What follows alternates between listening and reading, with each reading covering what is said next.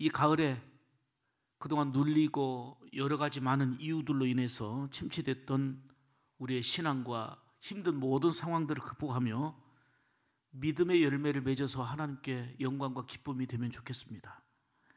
나무는 열매를 통해서 구별이 됩니다. 아무리 포도나무 같이 생겼어도 배가 열렸으면 배나무입니다. 포도나무는 포도 열매를 맺습니다. 만일 포도나무나 배나무에 열매를 바라보고 갔는데 열매가 없으면 그 나무는 쓸모가 없습니다. 이처럼 우리의 신앙도 열매를 맺어서 하나님의 기쁨이 되고 그리고 세상에 선한 영향력을 끼쳐야 된다. 이게 바로 말씀을 통해서 주시는 것입니다. 가을에 익은 곡식 그리고 가득가득 맺힌 열매를 바라보는 농부의 모습을 한번 생각해 보십시오. 얼마나 보람이 있고 수고에 대한 보람이죠. 그리고 얼마나 감격스럽고 감사가 있겠습니까? 기쁨이 있겠죠.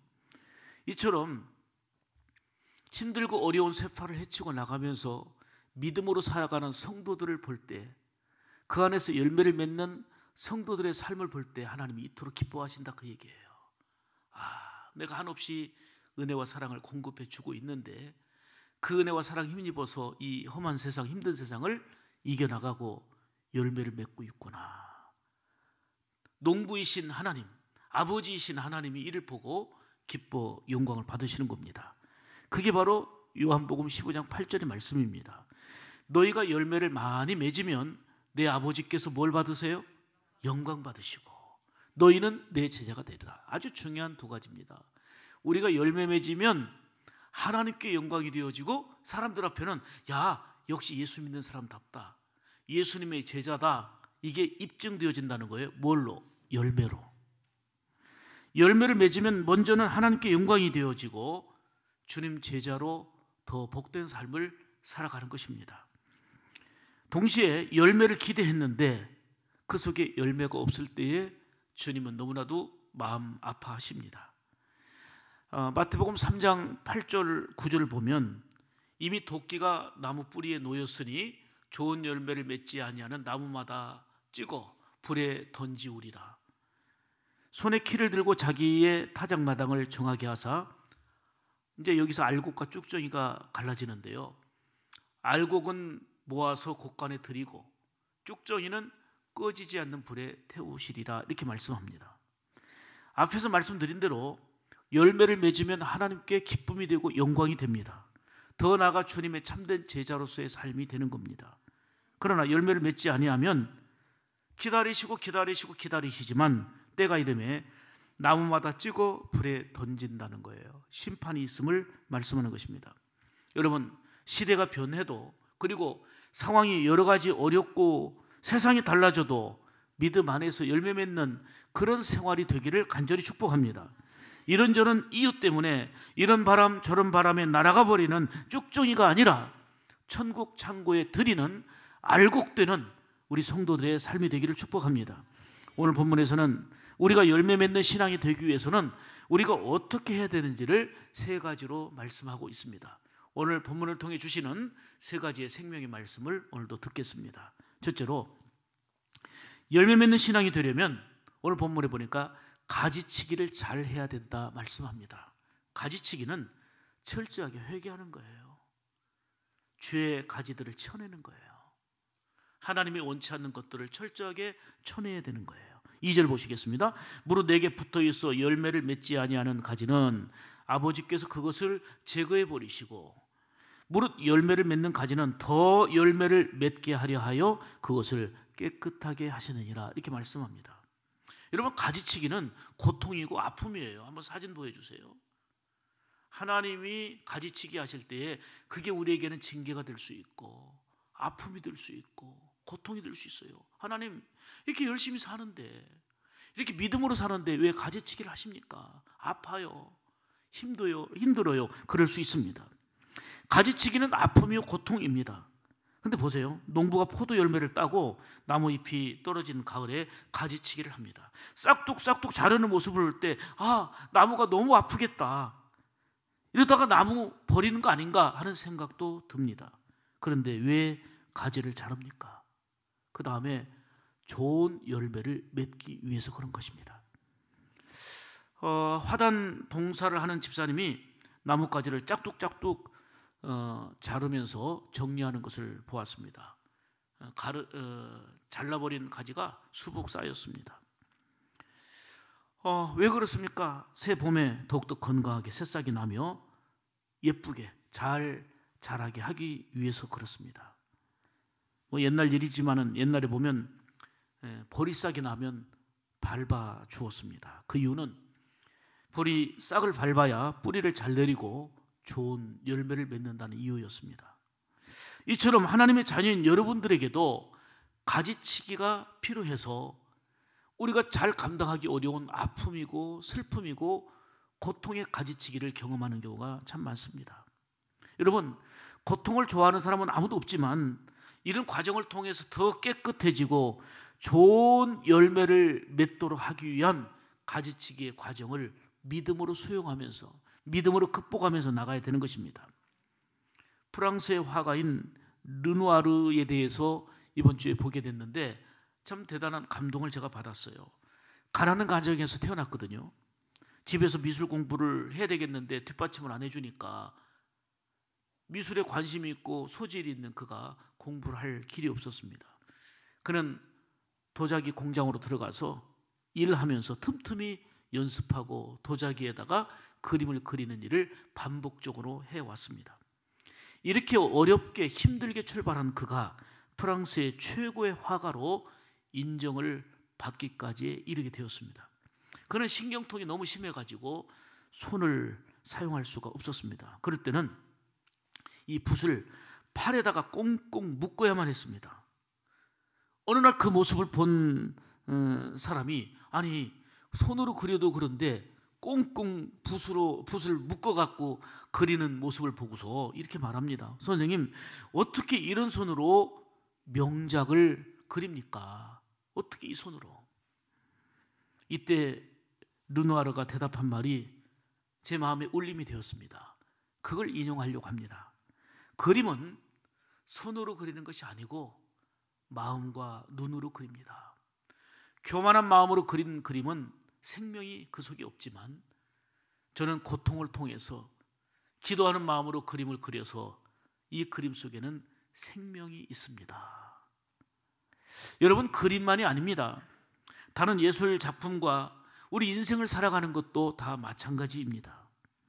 사람들은 보통 고통을 원하지는 않지만 고통을 통해서 철이 들고 또 하나님의 은혜를 더 깨닫기도 하고 그리고 자신의 한계를 돌아보면서 철저하게 회개할 거 회개하고 가지치기 하면서 순수하고 건강한 믿음으로 성장하고 절대자 하나님을 바라보게 됩니다. 그 결과 좋은 열매를 맺어서 고통이라는 과정은 있었지만 가지치기를 통해서 하나님의 아름다운 열매로 작품으로 살아가게 되는 것입니다. 성경 이야기가 다 그런 내용들이에요. 숱한 고난과 어려움의 세월을 20년 동안이나 겪었던 야곱은 그야말로 가지치기의 과정 너무 힘들고 어려웠고 고독했습니다마는 그 과정을 절대적으로 하나님 바라보며 이겨내고 결국은 하나님께 귀하게 쓰임 받았잖아요. 요셉도 13년 동안이라고 하는 긴 세월입니다. 억울한 고통과 힘든 세월을 보내야만 됐지만 그런 가지치기 과정을 통해서 오히려 더 깨끗해지고 하나님이 존귀하게 여기는 일꾼으로 쓰임받게 됐다는 것이 바로 우리가 아는 요셉 이야기입니다. 여러분, 모세도 마찬가지고 다윗도 그리고 엘리야도 다니엘도 다 마찬가지입니다. 가지치기의 고통과 아픔 앞에서 흔들리지 않고 아프지요. 하나님은 아픕니다. 너무 힘듭니다. 이런 몸부림은 있었지만 넘어지지 않고 믿음으로 승화해서 하나님의 때에 존귀하게 쓰임받은 은혜가 그들에게 임했지 않습니까? 즉 열매를 맺은 거죠. 특히 욥을 보세요. 지금 새벽마다가 욥을 공부하고 있는데요.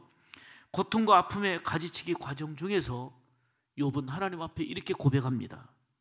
내가 하나님을 귀로 듣기만 하다가 이제는 가지치기의 과정, 그 심한 고난과 아픔 속에서 이제는 눈으로 하나님을 직접 배웁나이다, 이런 성숙한 고백을 했습니다. 하나님에 대해서 듣기만 했었는데 하나님을 직접 뵙고 만나는 감격이 이 가지치기의 과정을 통해서 느끼게 되었고 알게 되었음을 고백한 것입니다. 하나님이 기뻐하시는 믿음의 열매 그리고 소망의 열매를 가지치기의 과정을 통해서 깨끗하게 맺은 것입니다. 여러분, 돌멩이를 그냥 놔두면 그냥 돌이에요, 돌. 근데 제가 돌 작품들을 좀 찾아봤어요. 한번 사진 보여주세요. 근데 때리고 깎고 다듬고 하면 아름다운 조각품이 돼요. 별로 놀라지도 않으시니까 저는 이렇게 찾아서 올려드리는데, 와 보세요, 저기 다 돌이에요. 돌로 이렇게 작품을 만드는 거예요. 또 기가 막히게 깎아서 수고가 필요했지만 그런 작품 만든 것도 참 많더라고요. 몇 가지만 더 보세요. 예. 지금 저기 돌이에요. 돌로. 그냥 버려진 돌이면 돌 하나로 끝날 수 있지만, 그리고 깎고 다듬고 만들어져서 아름다운 작품, 많은 사람들이 감동해하고 감탄해하는 작품이 될 수 있다는 것이죠. 하나님만 바라보며 믿음 생활 열심히 하는데도, 주만 의지한다고 부르짖는데도 끊임없는 고통과 아픔이 있으십니까? 많이 힘드시죠. 그러나 낭망하지 마십시오. 이런 가지치기 과정을 통해서 깨끗하게 하시고 좋은 나무를 만들고 좋은 열매를 맺게 하시는 하나님의 크신 섭리, 놀라운 섭리가 있음을 믿음으로 바라보시기 바랍니다. 그럴 때 승리하게 될 줄 믿습니다. 비록 고난이라는, 징계라는 가지치기로 아프고 힘들어도 인내의 믿음으로 나가서 열매 맺어서 하나님을 기쁘시게 하고, 와, 저분에게 보니까 하나님이 함께 하는구나 하는 것이 세상 사람들에게도 보여지는, 세상에 희망을 주는 복된 성도의 삶이 되기를 주님의 이름으로 축복합니다. 두 번째로, 열매 맺는 신앙이 되려면 오늘 말씀의 핵심이에요. 주님 안에 있어야 된다는 거예요. 어떤 일이 있어도 주님 안에 살아야 되는 것입니다. 오직 예수님이에요. 그래서 선택의 여지 없이 오직 필수예요. 필수. 예수님. 아멘입니까? 4절 보겠습니다. 내 안에 거하라. 나도 너희 안에 거하리라. 가지가 포도나무에 붙어있지 아니하면 스스로 열매를 맺을 수 없음같이 너희도 내 안에 있지 아니하면 그러하리라. 주님의 말씀입니다. 여러분, 예수님 안에 있는 생활, 미미해 보여도 그게 열매 맺는 비결이에요. 반대로 아무리 화려하고 기가 막히게 잘 나가는 것 같아도 예수님을 떠나서는 성경은 말합니다. 아무것도 할 수 없습니다. 문제는 아무것이 아니라 모든 걸 할 수 있는 것으로 착각되어지니까 그래요. 되어지는 것 같지만 그거는 순간, 영원에 비교하면 순간에 불과한 짧은 그 순간에 잠깐 되는 것처럼 보일 뿐이에요. 그러나 그 뒤에는 심판이 있어요.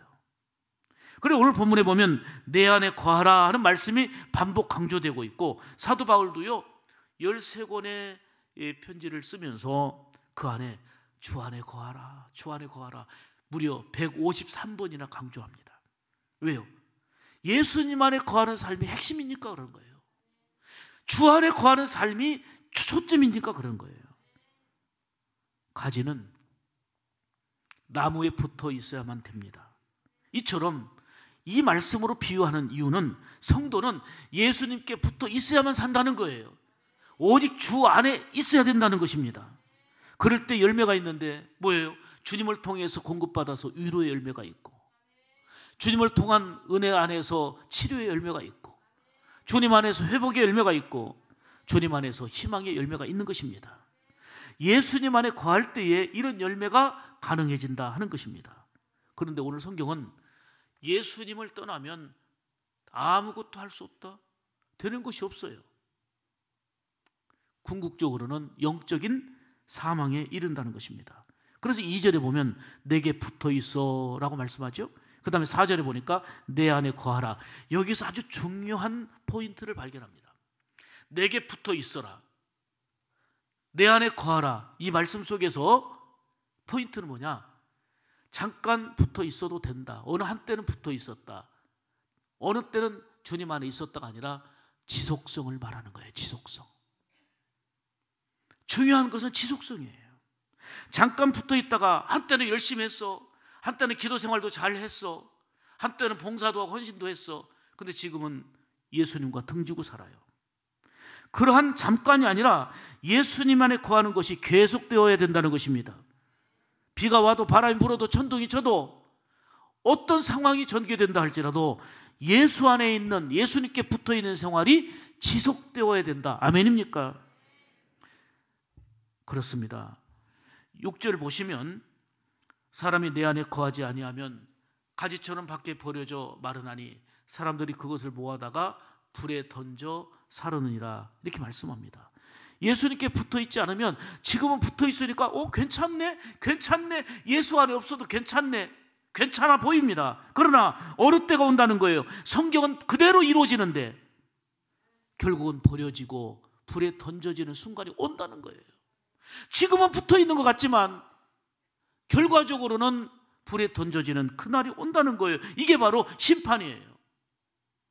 하나님은 구원을 약속하셔서 아들 예수를 보내주셨고 생명까지 주실 만큼 약속을 지키신 분인데, 하나님이 약속한 게 또 하나 있는데 심판하리라 그랬어요. 구원을 이루신 하나님이 반드시 심판을 이루신다고 말이에요. 그러므로 붙어있으면 살고 열매를 맺게 되지만 붙어있지 않고 떨어지면 열매도 없고 결국은 죽게 된다는 거예요. 여러분, 나가서 전도하는 이유가 뭡니까? 우리 교회 빈자리 채우고 부흥해서 더 큰 교회 만들려고 하는 것입니까? 내가 주님의 사랑을 알았으니, 내가 예수님의 그 큰 사랑을 힘입었으니 우리 가족도, 우리 자녀도, 우리 친척도, 우리 이웃도 이 사랑 안에 살아가도록 진심으로 전하는 거. 그래서 전도는 참마음으로 주의 사랑을 실천하는 거예요. 단지 전도를 교회 부흥과 발전의 수단으로 삼으려다 보니까 문제가 되는 거예요. 어디 있든지 좀 다른 교회 다니는 사람 쉬고 있으면 무조건 와서 금반지 줄 테니까 전도왕해라, 이런 장사치를 하는 거예요. 하나님 나라를 이루어가고 생명을 살리는 일을 해야지. 그래서 우리가 자랑스럽게 여기는 터치전도의 모토가 뭡니까? 세례교회 만들자는 거예요. 세례교회. 교회 부흥시키자는 게 아니고 세례교회 만들어서 주님이 원하시는 생명 살리는데 우리가 온 힘 다해 기도하고 친절과 사랑과 감동을 주면서 우리의 삶으로 그리스도인 다움을 드러내자는 거 아닙니까? 여러분, 가지가 나무에 붙어 있어야 하는 것처럼 성도는 언제나 예수님께 붙어 있어야 돼요. 지속성, 연속성. 아멘입니까? 그 연결이 뭐예요? 믿음인 거예요. 성경에는 믿음이 큰 믿음이 있고 작은 믿음이 있어요. 큰 믿음은 흔들리지 않고 힘들지만, 눈물 나지만, 고통스럽지만 이겨내는 거예요. 그 연결이 지속되는 거예요. 근데 작은 믿음은, 심지어는 죽은 믿음이 있다고 그랬잖아요. 그런 믿음은 연결이 자꾸 끊어지는 거예요. 지금 LED 등으로 이렇게 참 기가 막히게 예배당을 잘 했습니다만은 아무리 좋아도 연결 코드에서 빠지면 기능을 못해요. 전자제품 500만 원짜리, 1000만 원짜리, 2000만 원짜리를 가져와도 연결이 끊기면 기능을 못해요. 우리가 스펙이 아무리 화려하고 모든 게 갖춰져도 예수님과 연결되지 않으면 안 되는 거예요. 그게 바로 오늘 본문의 강조입니다. 붙어 있다는 것은 연결성과 더불어서 집중력을 말합니다. 포도나무와 가지에 붙어 있으면 나무와 가지 사이에 뭐가 생겨요? 접촉점이 생기는 것입니다. 그 접촉점이 모든 걸 결정하는 것입니다. 제대로 접촉되어 있을 때, 붙어 있을 때 거기에서 수액이 공급되고 열매를 맺는 거잖아요. 이 접촉점이 바로 하나님 아버지와 우리와의 관계인 것입니다. 늘 믿음으로 연결되어서 하나님과 깊은 교제를 이루어 갈 때에 하나님의 위로와 하나님의 평안과, 아멘 하세요, 하나님의 사랑과 하나님의 은혜가 지속적으로 공급되어지는 줄 믿습니다. 그렇습니다. 우리 인생도 하나님과의 접촉점에서 모든 것이 결정되어지는 것입니다. 그러니까 하나님과의 관계가 신앙생활은 핵심입니다. 그러므로 아무리 눈물 나고 힘들어도 예수님 안에 붙어 있으면 소망이 있습니다. 우리가 주님과 깊은 교제를 이루고 주님과의 관계가 집중하는 거, 이게 바로 신앙생활의 핵심입니다. 여러분, 우리가 사는 이 세대는 다운화된 시대를 우리가 살고 있잖아요. 그러다 보니까 어느 것에 초점을 맞추고 집중한다는 것이 쉽지가 않습니다.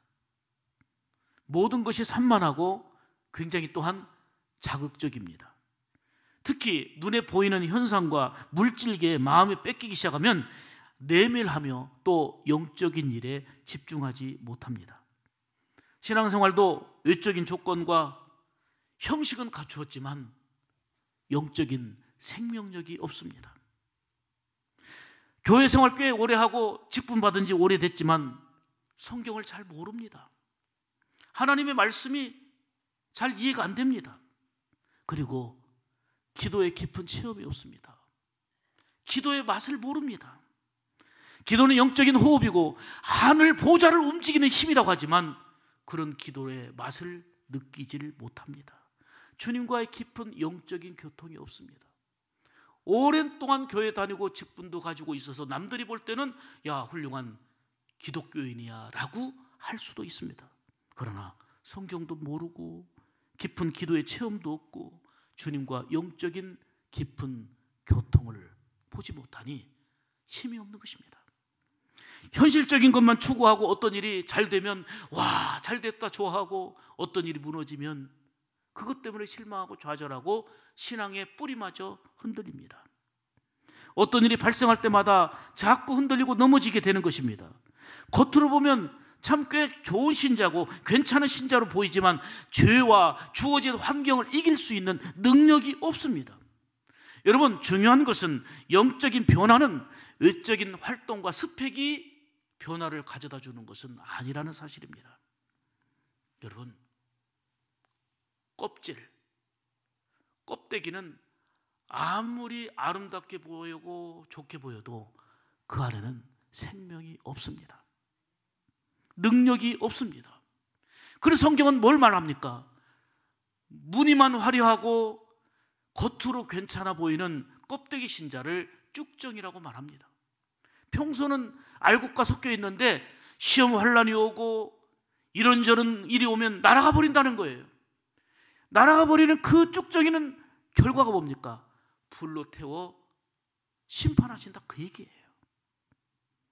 사랑하는 여러분, 하나님은 여러 가지 변화무쌍한 시대를 살아가고 있지만 우리에게 열매를 맺기를 원하십니다. 열매 맺는 가장 중요한 비결은 우리의 여러 가지 힘씀, 노력, 수고도 필요하겠지만 기본적으로 예수님 안에 연결되어 있는 것입니다. 그 연결이 지속되어야 된다는 거고 그 접촉점이 예배와 감격을 보게 되고 기도의 깊이를 통해서 주님과 교통과 교제함을 누리게 되는 것입니다. 5절 말씀 다시 봅니다. 나는 포도나무요 너희는 가지라. 그가 내 안에 내가 그 안에 거하면 사람이 열매를 많이 맺나니. 열매를 많이 맺는 내용이 핵심이 예수님 안에 거할 때 가능하다는 것입니다. 생명의 나무이신 예수님께 믿음으로 붙어 있어야 열매를 맺는 겁니다. 다시 말하면 늘 주 안에 있는, 주 안에서 사는 삶이 되어야 하는 것입니다. 성경은 5절 끝에 나를 떠나서는 너희가 아무것도 할 수 없습니다. 6절 내 안에 거하지 아니하면 가지처럼 밖에 버려져 마르다니 사람들이 그것을 모아다가 불에 던져 사르느니라. 결국은 예수님의 안에 거할 때는 희미해 보이지만 열매가 반드시 있음을 말씀하고 있고요, 예수님을 떠나서는 아무것도 할 수 없고 밖에 결국은 버림받는다. 이게 바로 오늘 본문에 대비되는 내용입니다. 그래서 저와 여러분은 어떤 일이 있어도 늘 예수님 안에 거해야 합니다. 예수님 안에 거하면 모든 삶을 맡기고 의지하며 평안을 힘입게 됩니다. 정말 힘들고 어려울 때, 눈물 나고 속상할 때 지켜보고 함께하는 가족들이 있다는 게 얼마나 큰 힘입니까? 사랑하는 사람이 함께할 때에 그 고난을 같이 눈물이지만 이겨나갈 수 있고 위로와 힘이 됩니다.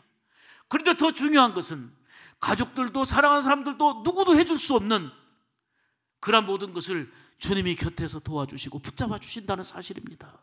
그 은혜를 누리게 될 때에 큰 위로와 평안을 힘입게 되고 세상을 이기는 믿음의 승리자가 될 줄 믿습니다. 이런 삶을 경험한 사람들은 늘 고백하며 찬송하지요.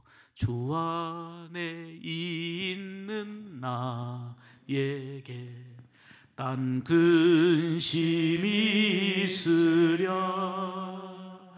십자가 밑에 나가 내 짐을 풀었네.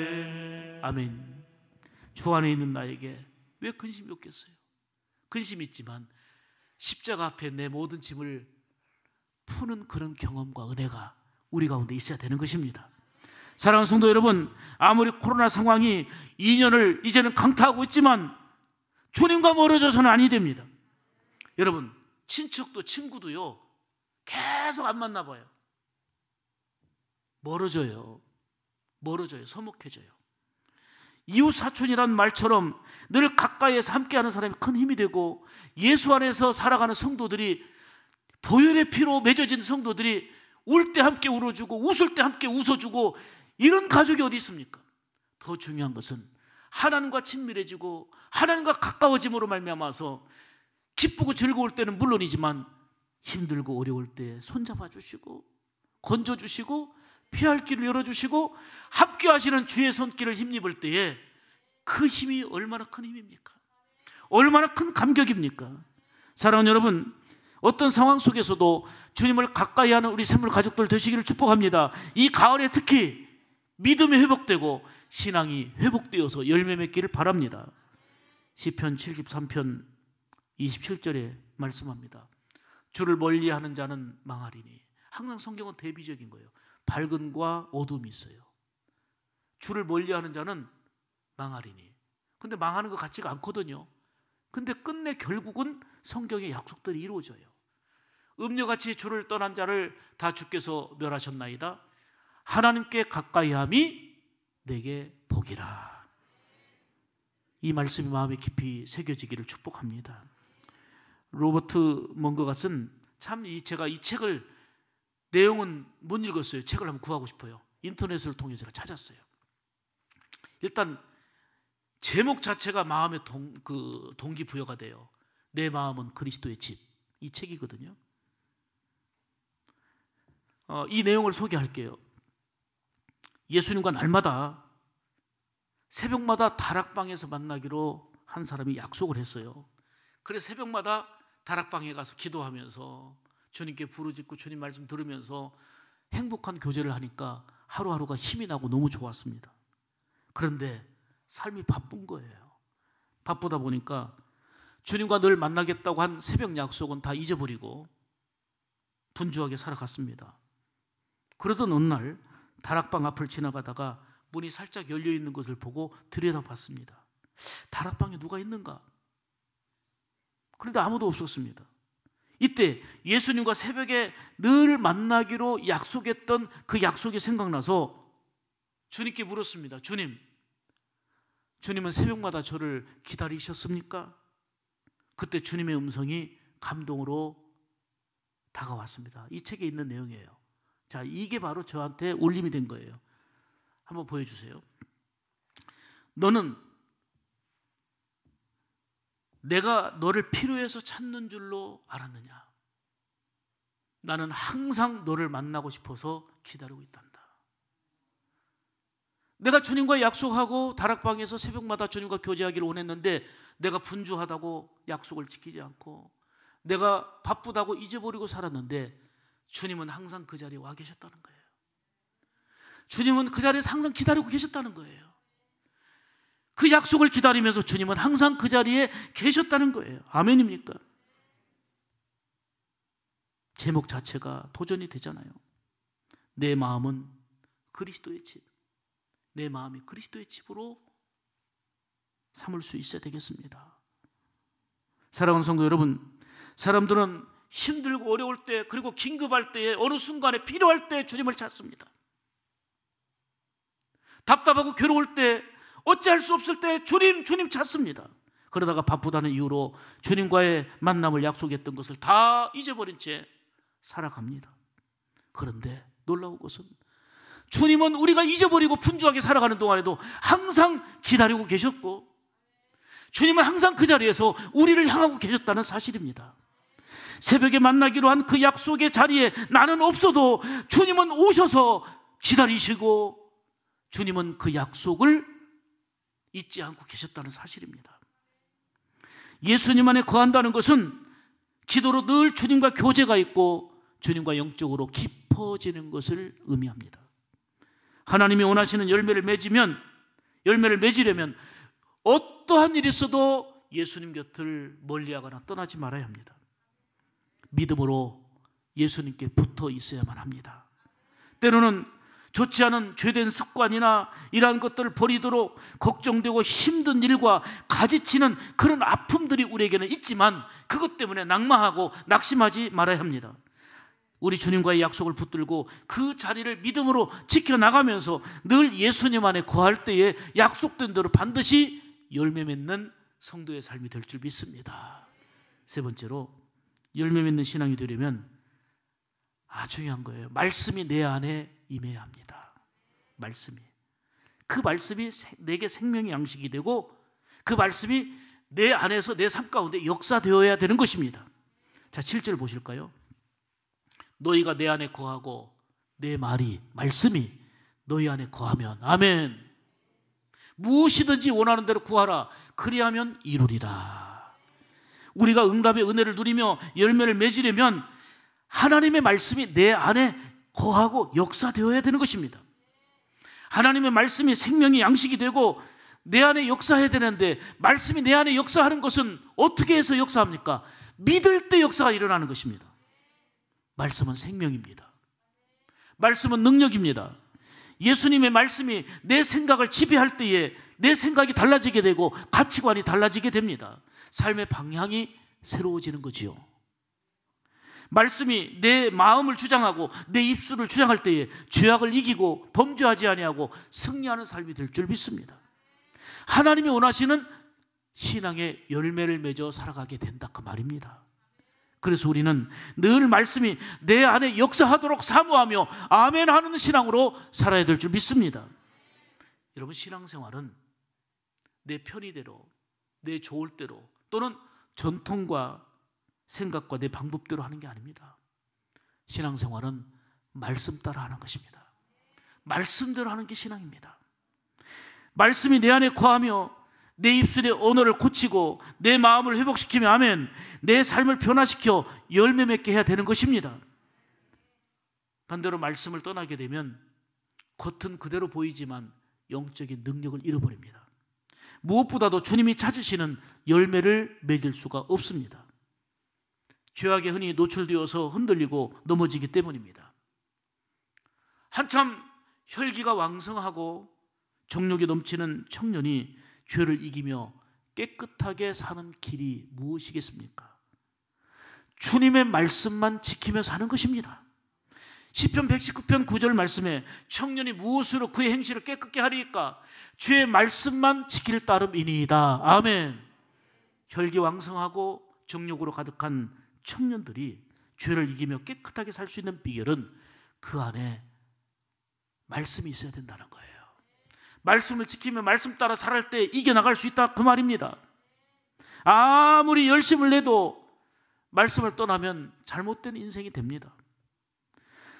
주님의 말씀이 내 안에 거하여 열매 맺는 삶이 되어야 될 줄 믿습니다. 그러므로 늘 주님의 말씀을 사모하십시오. 아멘, 아멘으로 받아 생명의 양식이 되어야 될 줄 믿습니다. 늘 말씀을 읽고 배우고 쓰고 그 말씀대로 살아가면서, 그리고 이 말씀의 신비를 전하는 삶이 되어야 됩니다. 그럴 때에 사람들에게 감동을 주는 변화 있는 삶, 세상의 현실의 모든 것을 이길 수 있는 능력의 삶, 무엇보다도 하나님이 찾으시는 열매 있는 신앙으로 살아가게 될 줄 믿습니다. 사랑하는 여러분, 하나님은 이 시대를 살아가는 저와 여러분에게 열매 맺는 신앙 되라 말씀하십니다. 우리가 열매 맺는 신앙 되기 위해서는 오늘 본문을 통해 주신 말씀을 세 가지로 들었습니다. 가지치기를 잘하라. 가지치기는 아픔이요, 징계요, 고통이지만 이를 통해서 죄악의 요소들을 잘라내고 하나님이 싫어하는 것들을 잘라내고 제거하고 하나님을 향하여 나가야 될 줄 믿습니다. 어떤 일이 있어도 주님 안에 거해야 합니다. 예수님 안에 거하는 생활이 바로 이 접촉이 바로 이루어졌을 때에 그 안에서 수액이 공급되는 것처럼 은혜가 공급되어지고 하나님의 사랑이 공급되어지고 여기 영적인 깊은 교통이 있고 기도의 맛을 알게 되고 예배의 감격과 하나님의 거룩한 영광의 은혜를 누리게 되는 거 아니겠습니까? 주님 안에 거하는 생활은 바로 중요한 건 지속성이에요. 어느 한순간에 이렇게 했다가 아니라 연속성이에요. 우리가 주님 나라 갈 때까지 주님 안에 거하는 생활이 지속되기를 축복합니다. 하나님의 말씀이 내 안에 양식이 되어야 합니다. 말씀이 내 안에 거할 때에 역사가 일어나는 것입니다. 사랑하는 여러분, 이 열매의 계절 가을에 우리도 믿음으로 열매 맺는 신앙이 되어서 주님의 기쁨이 되고 세상에서 더욱더 믿음의 가치를 드러내는 복된 성도로서의 여러분이 되기를 주님의 이름으로 축복합니다. 우리 같이 기도하겠습니다. 1분만 기도합니다. 하나님,